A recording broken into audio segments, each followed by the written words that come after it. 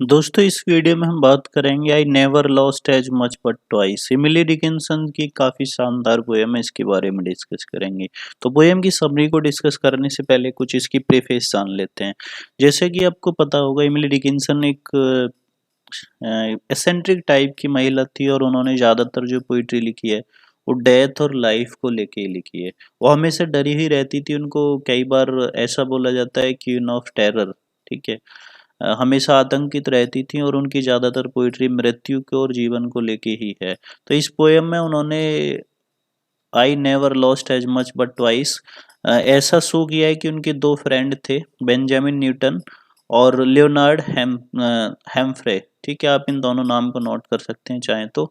इन दोनों की मृत्यु हो गई है, तो उससे वो भयभीत हैं और उन्हें भगवान से, गॉड से कुछ शिकायत है। तो वो इसमें दो स्टेंजा हैं पोएम में और दोनों स्टेंजाओं को तरह तरह से डिस्कस करती हैं। उसकी समरी अभी हम पढ़ेंगे। तो आप दोनों नाम याद रख सकते हैं, बेंजामिन न्यूटन और लियोनार्ड हेम्फ्रे। ठीक है। इनकी मृत्यु के बाद वो बोलती हैं कि जो नुकसान मुझे इन दोनों की मृत्यु से हुआ है वो मतलब वापिस नहीं हो सकता है और वो बहुत ज़्यादा है। ठीक है, मैंने इतना कभी नुकसान नहीं झेला है। I never lost as much but twice. तो इसका टाइटल थीम शायद आपकी समझ में आ गया होगा। ट्वाइस से मतलब वो अपने दोनों फ्रेंड की मृत्यु को यहाँ इंडिकेट कर रही हैं। I never lost as much but twice. मैंने इतना कभी नुकसान नहीं झेला है, यानी मुझे इतना कभी दुख नहीं हुआ है, नुकसान नहीं हुआ है जितना दो बार हुआ है। ठीक है। And that was in the sword, और वह मेरी मातृभूमि में था। सॉर्ड से मतलब है मातृभूमि। ठीक है, खुद का वतन, खुद का जन्म स्थान। Twice have I stood A beggar before the door of God, और दोनों बार मुझे भगवान के दर पे भिखारी की तरह भीख मांगनी पड़ी है, यानी उसके दर पे मुझे भिखारी बन के खड़ा होना पड़ा है। तो ये एंटी प्यूरिटन टाइप की एक पोएम भी है। ठीक है, क्वेश्चन कई बार पूछा जा सकता है कि इमिली डिकिंसन की कौन सी पोएम एंटी प्यूरिटन है। तो I never lost as much but twice, तो क्योंकि यहाँ भगवान से शिकायत है। ठीक है, जैसे यहाँ इस थर्ड और फोर्थ लाइन में बोला है इमिली डिकिंसन ने कि मैं भगवान के दर पे, जब मुझे ये लॉस हुए तो भगवान के दर पे मुझे भिखारी की तरह बन के खड़ा होना पड़ा। ठीक है, तो एंटी प्यूरिटन है क्योंकि ये ईश्वर को, गॉड को कई बार उल्टा सीधा बोल देती हैं इमोशंस में आके। Angels twice descending reimbursed my store. अब इस लाइन में देखो एकदम विपरीत होता है कि इसके बाद भी मुझे जो नुकसान हुए थे उसके बाद उसको रीइम्बर्स कर दिया भगवान ने, गॉड ने उसको रीइम्बर्स कर दिया, मतलब वापस कर दिया। अब यहाँ वापस करने से मतलब है कि उनको और दोस्त दे दिए। दो दोस्तों की मृत्यु हुई लेकिन और दोस्त उनकी लाइफ में आ गए, ऐसा इंडिकेशन इन्होंने दिया है। ठीक है।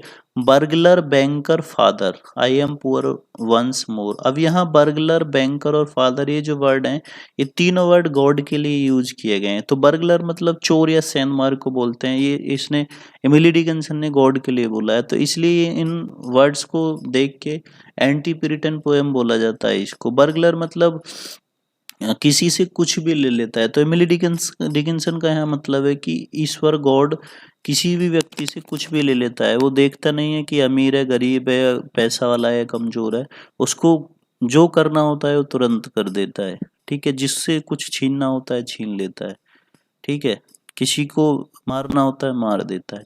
और बैंकर है, अब यहाँ देखो दूसरे वर्ड में उन्होंने बैंकर बोला है। बैंकर से मतलब है कि हर व्यक्ति को रिइम्बर्स कर देता है, इतना देता है कि कई बार इंसान संभाल भी नहीं पाता है, कई बार उम्मीदों के अनुरूप नहीं होता, उससे ज्यादा मिल जाता है, मोर देन एक्सपेक्टेशन।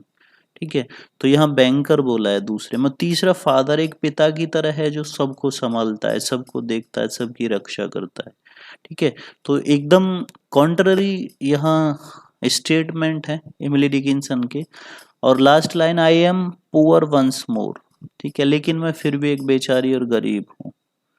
तो ये दो लाइन की छोटी सी पोएम है I never lost as much but twice. तो आई होप कि आपकी समझ में आई होगी, आपको पसंद आई हो तो वीडियो को लाइक ज़रूर कीजिए, मोटिवेशन मिलता है। और इसी तरह की बाकी पोएम्स की समरी, फैक्ट, इंपॉर्टेंट पॉइंट्स जानने के लिए हमारे चैनल को सब्सक्राइब कर सकते हैं।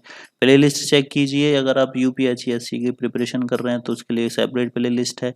बाकी प्लेलिस्ट भी मिल जाएंगे आपको ब्रिटिश, इंडियन, अफ्रीकन लिटरेचर की, लिटरेरी थ्योरी या टर्म्स वगैरह की। आप प्लेलिस्ट ज़रूर चेकआउट कीजिए। Thank you.